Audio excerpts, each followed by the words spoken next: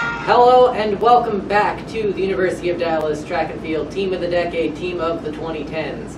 I'm Kevin McGurk, and thank you so much for joining us again this week. I know it's a busy Thanksgiving week, but thank you anyway for taking the time to watch the reveals of the Team of the Decade.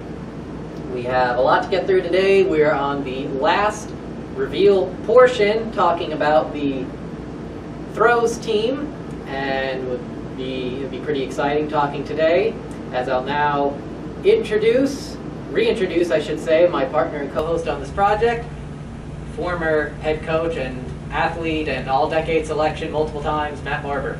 I consider myself more of a color commentator, but good to see you again, Kev. Good to see you again. Well, even as a color commentator, you're still a very important part of the project. I mean, you did mostly select the team. Hey, you did the data. I'll just give the insight into the people. All right. Well, we got, like I said, a lot to get through today. We have the throws today, but before we move on to the throws, this is the last section. We've covered quite a lot. What are you most excited for about the throws squad? Well, each of the event groups has their own culture, because in their own way they are kind of their own team. Like when you say track and field, it's not just a track and field team. You got a throw squad, you got a jump squad, you got sprinters, you got distance runners. All of them are very different. And I mean, we're going to see some representation today from the golden era of the throws squad. Shout out Coach Price. I think all of these athletes in some way were coached by you, a volunteer throws coach, while we were here. Just to hint some of the throwers that are going to be on the list, but I'm excited just to talk about, and in my mind, the golden era of UD throws for that 3-year window kind of. So I'm excited. Well, without further ado, we will get straight to the reveals, and starting off with the first reveal, the men's shot put. Our selection for the Team of the Decade is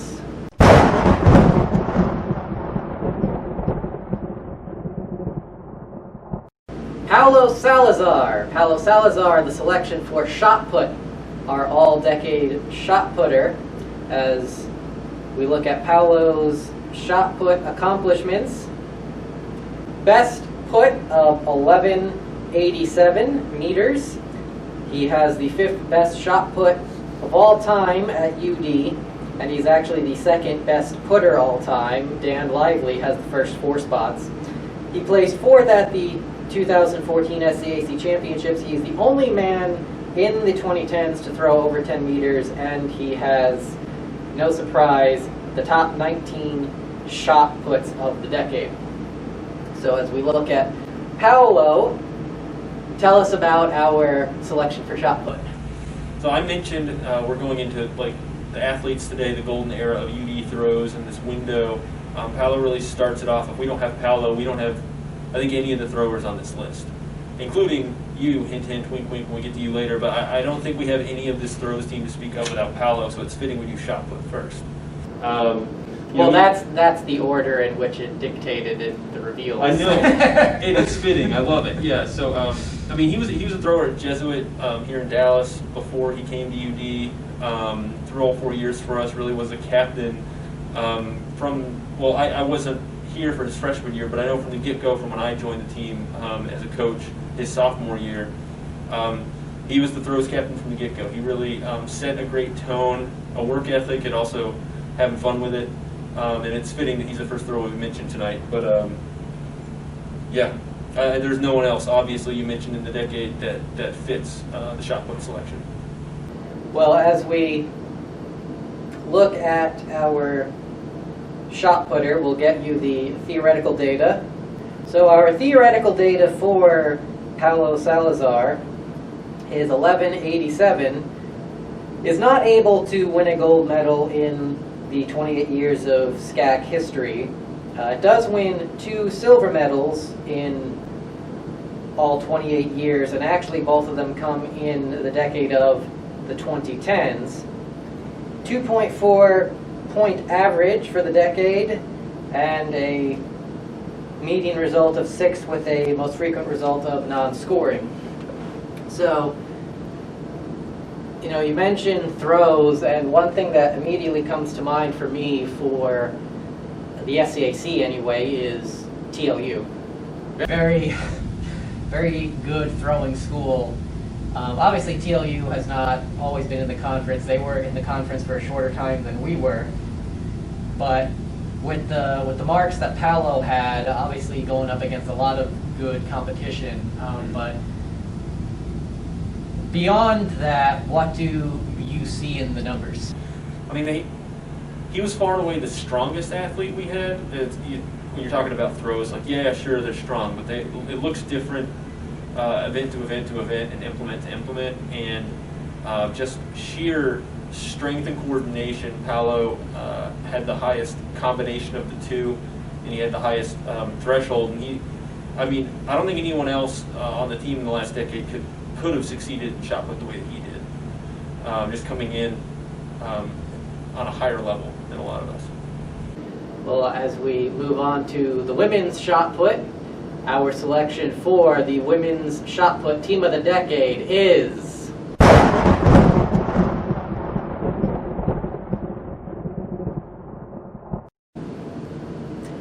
Diana Hassink. Diana Hassink, our selection for the team of the decade, as Diana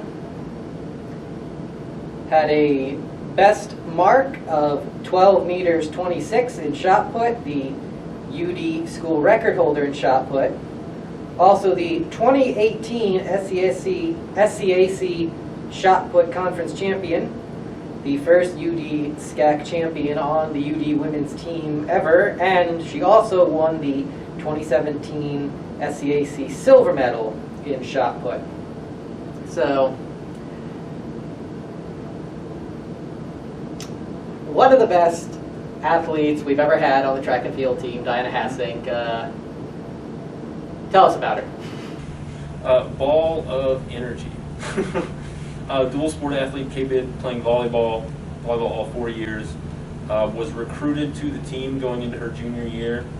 So, we just mentioned Paolo, hurdler. You spent some time with Tom. Ended up recruiting her out to the team, just ball of energy, constantly wanting to learn more and more and more implements, wanting more and more exercises, more strength training she can work on.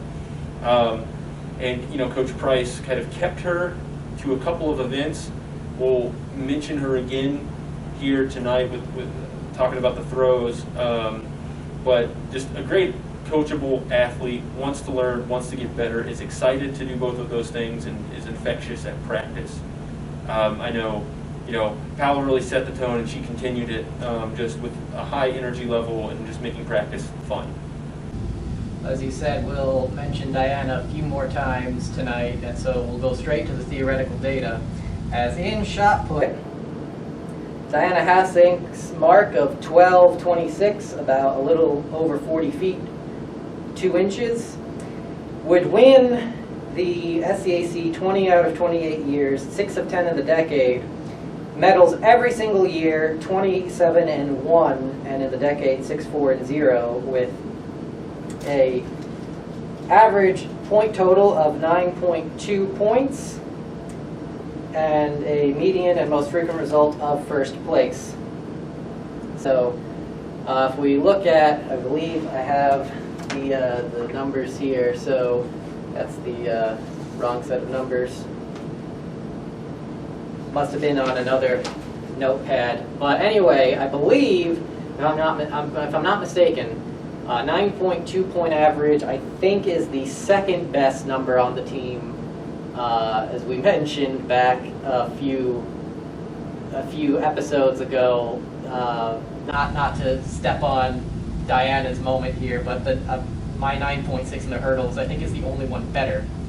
But still, 9.2 point average means that you're getting a gold medal more times than not, and it's huge because, as we've mentioned in the past, we generally don't get a whole lot of hardware. So you have someone like Diana comes along and would run the conference, basically. Well, yeah, her first season in the sport, she was a silver medalist. And whoever the TLU girl was, ahead of her. Meredith Berger. Berger, there we go. Berger graduating made an opening for her senior year, but it also helps when Diana takes a freaking leap because she's been in the sport for a year. So yeah, I don't know. Well, we'll now move on to discus, and our selection for the men's discus team of the decade spot is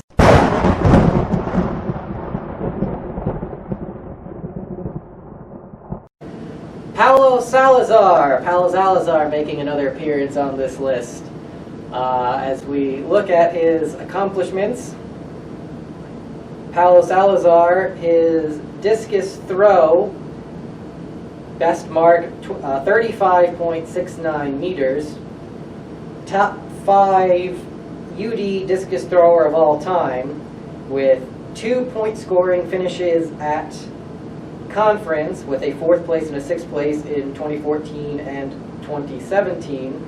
The only athlete in the 2010s to throw over 35 meters in the decade, and the top 4 discus throws in the decade. So, Paulo, we see again. So of the 2 events, and we'll look at the numbers in a moment, but of the 2 events, which one was generally his stronger event?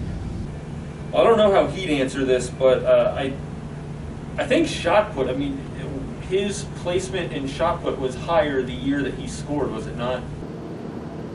I can try to look that up. So his best finish in discus was 4th place, and his best finish in shot put was also 4th place. Okay, well there you go. I initially think of just missing a medal a couple of times. I guess it was in disc and shot. I would lean to say shot put, though clearly I could be wrong considering he scored twice in discus. But I definitely, I'm sure he would agree, I think of training at MacArthur with their bumpy throws circle, MacArthur High School down the road. And it could be discus, but yeah.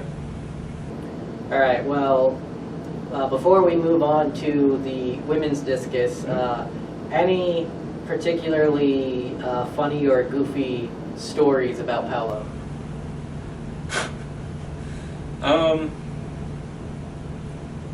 Yeah, so I can't remember what season this was. Probably spring 2015. We were at a senior track meet, senior home meet. We go home for one of our four-year letter winners. We went home for Claire Myers to Florida. We went to the Wide World of Disney, which sports fans, that's where the NBA hosted the playoffs this year in their bubble. Paulo Salazar was our lone representative for the throw squad. So we had a couple of distance runners on the guys and girls teams. We had a couple of sprinters from the girls. And cause it was a smaller meet because we were obviously traveling really far. And it was a D3 meet.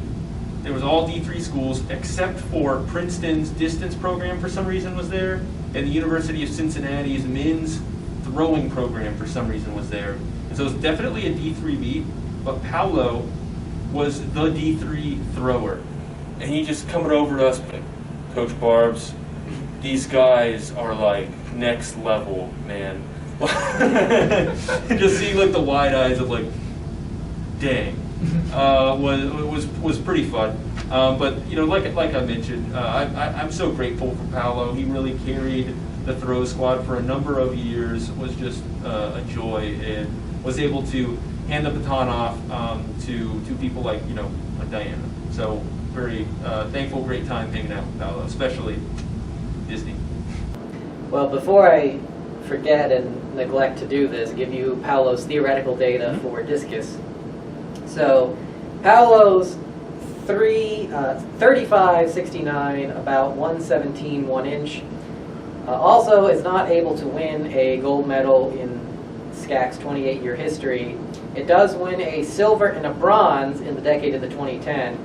2.0 point average with a median result of 6/7th and a most frequent result of 8th place. So looking at that data kind of backs up what you were speculating a moment ago, that shot put was the better of his two events. Yeah.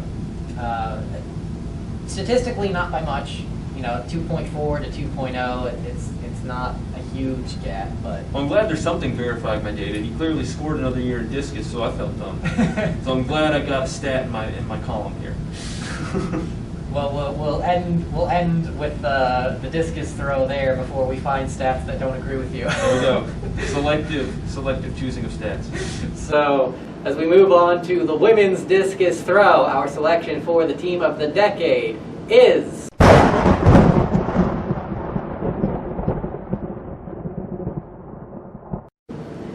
Juliet Olivetti. Jules Olivetti, our selection for the women's discus throw. As Jules had a PR of 33.27 meters, the third best discus throw of all time, and she also has the top 5 throws of the decade. So, spoiler alert, the only member of the women's throws team not named Diana. Tell us a little bit about not Diana. That's fairly appropriate. She was a very different person than Diana. Diana's ball of energy, constantly, let's go. Jules also was dedicated to her craft, also wanted to win, also was a joy to be around, also not as hyper as Diana. A lot more low-key, a lot more, walk in, check out how practice is going, get to work. She was also a dual sport athlete. She's someone who came in, as a basketball player and was, through in high school, but was really the best frame for discus that we've had. She incredibly strong, incredibly coordinated. Came in with a large base of knowledge from high school, and that's something that was huge for us because, if you're looking at a lot of these athletes. Maybe they're only a 2-year athlete. Maybe we only get 2 seasons out of them. It's important to have a base of knowledge because you only have an extra year to build on it. And I know her and Coach Price put in a lot of work. It was clear to me from the get-go that she was our best bet to score in discus. Well, if I remember correctly, there was back in 2018, right before the season started. I think in the fall of 2017. Or no, I think it was over the winter of 2017, 2018. I was on campus, and I think I came to your office, just to check in, and I think you had told me something like Coach Price was really excited for the upcoming season because for teaching hammer to Jules, because this was the first time she had someone of Jules's size to coach. She was really excited. If I'm misquoting you, I apologize, but I think your exact words are something like, Coach Price is really excited to have a 6-foot girl. Well, yeah. So if anyone, the people watching this video might know a little bit about hammer throw. This is the throw show, I guess. It's a shot put attached to a wire, and you hold on to the end of the wire. It's a cannonball on a string. And you spin it in a circle and then hook it out, a limited window of the circle. And to get leverage on it, it is helpful to be taller so that when you're spinning, you can kind of go down and up, so that on your release, up. And Coach Price, excellent hammer thrower, our coach for those couple of years. And she is a small person. And so she was always excited to get someone who didn't have that getting in their way. So she was very excited when Jules was coming in as a freshman. She was very excited.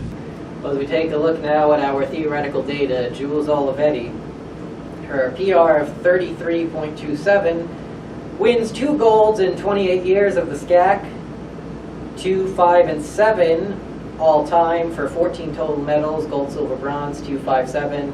And 4 in the decade, 0, 2, and 2, gold, silver, bronze. 3.3 point average with a median result of 5th and a most frequent result of 9th. And so again, this kind of goes back to the toughness that we've faced in the SCAC. TLU dominating the throws mostly in recent years, but then you go back, you have teams like Trinity has had some good throwers in multiple events. The Center, DePaul, Rhodes, some of those other teams that used to be in the conference. Some of the SCAC records still held by teams that are no longer in the conference. So what do you see when you look at Jules's numbers? And you see kind of the widespread that she does have some high highs with winning medals, but she also kind of gets pushed down in the standings a little bit. Well, just on the average, we've had really, really, really strong throws programs in the other schools in the conference, is what you're saying.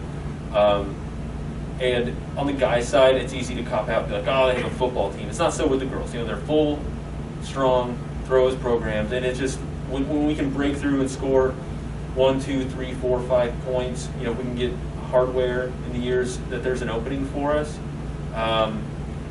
It's incredibly exciting, that when we have gotten hardware in the throws.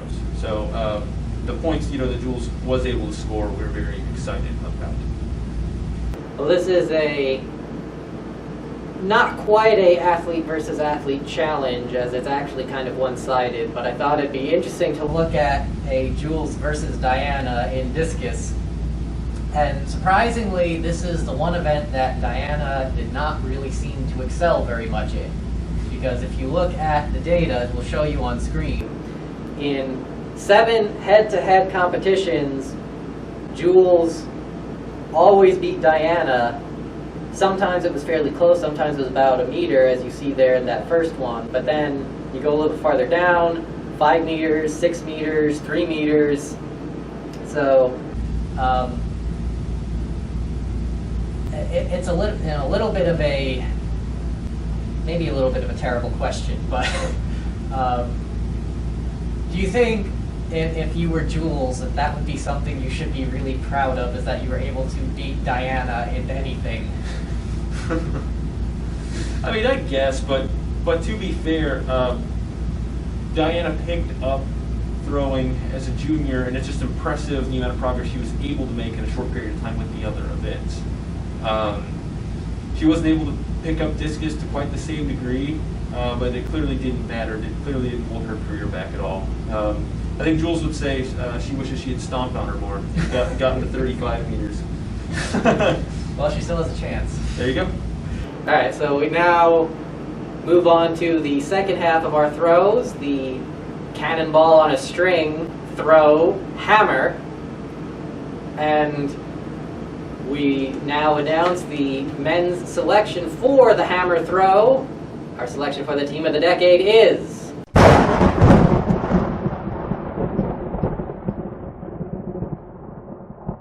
Marcos Carmona. Marcos Carmona, our selection for hammer for the team of the decade.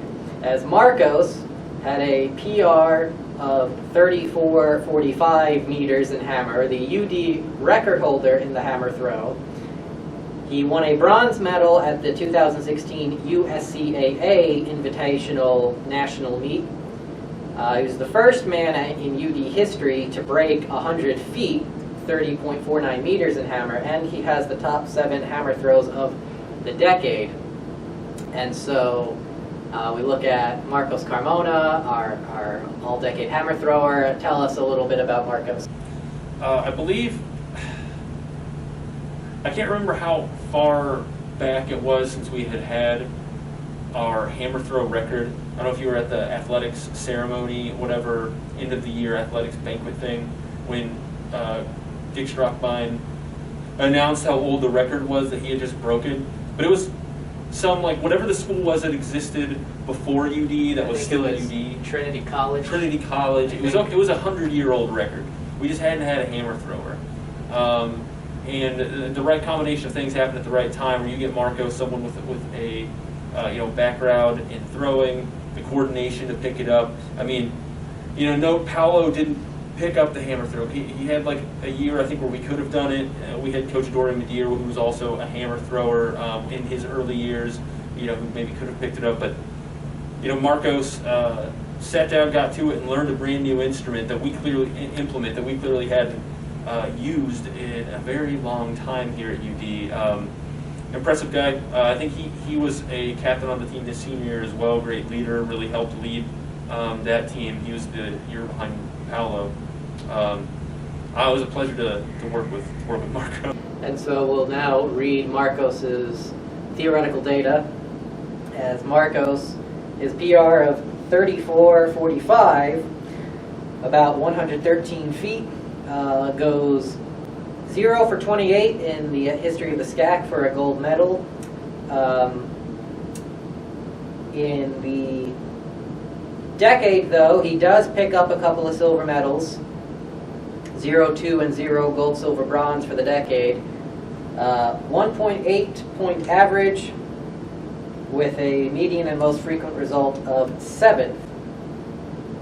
And so Marcos also has the unique distinction of being the only athlete in UD history to throw over 110 feet in javelin, hammer, and discus. And so not even Diana was able to do that. I mean, Diana, as we mentioned, was struggled in discus. So in spite of some of the statistical struggles that Marcos had as far as garnering medals, I mean, how impressive is that just as a thrower to be able to throw very well in jab, disc, and hammer? I mean, jack of all trades, master of none. He was never someone who scored super high. You know, USCA was a great meet. We had an opening, was able to get to third place, 6 points. But in general, incredibly talented at learning a discipline, at being able to share that discipline and help teach others and bring them along the way with him. But he just never reached quite the highs to be close to, you know, for medal contention. But I know he was always in the competition, scoring, getting us on the board. Well, that's the men's hammer selection. Now on to the women's hammer selection. Our pick for the team of the decade is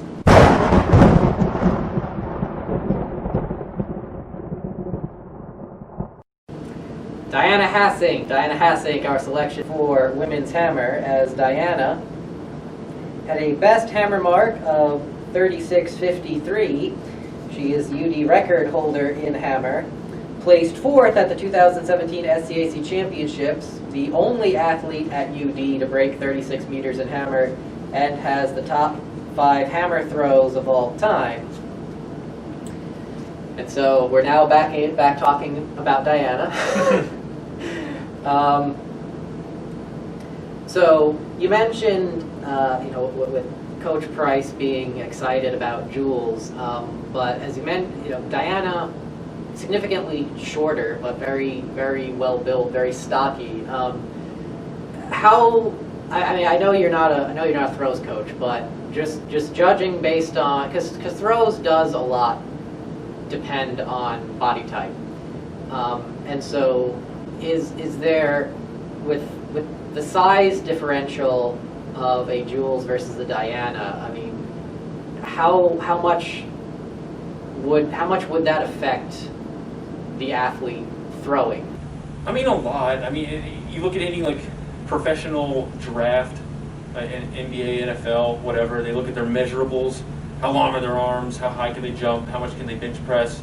Like, it matters, obviously, or else professionals wouldn't be looking into it as much as they do. Like, Jules has the frame. You would think Jules would definitely be better at it. But something you wouldn't necessarily think of right away. But Diana has incredibly quick feet, and obviously we've mentioned, through shot put, I guess, tangentially, how strong she is. And that combination was incredible for hammer throw, even though, she couldn't get quite the angle on it because she wasn't, 6 feet tall.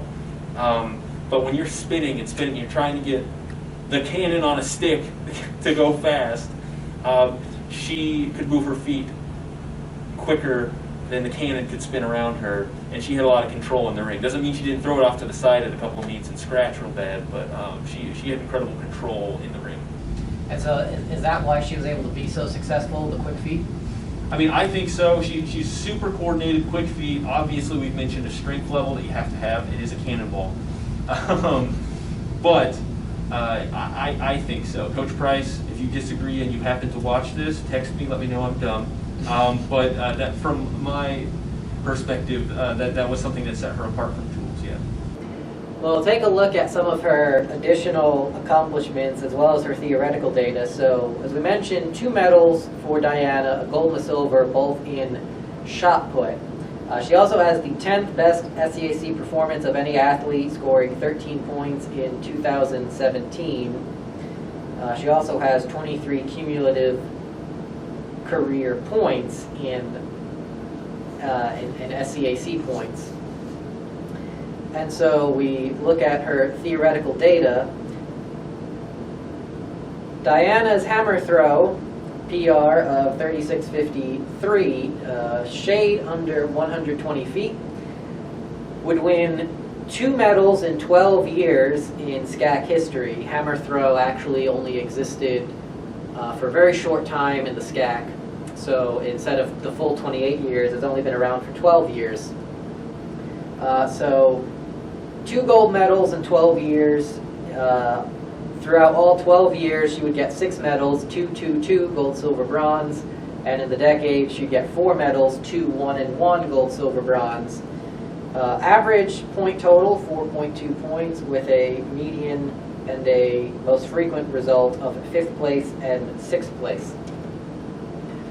So as we're about to move on from Diana, but before we do, what do you see in her numbers?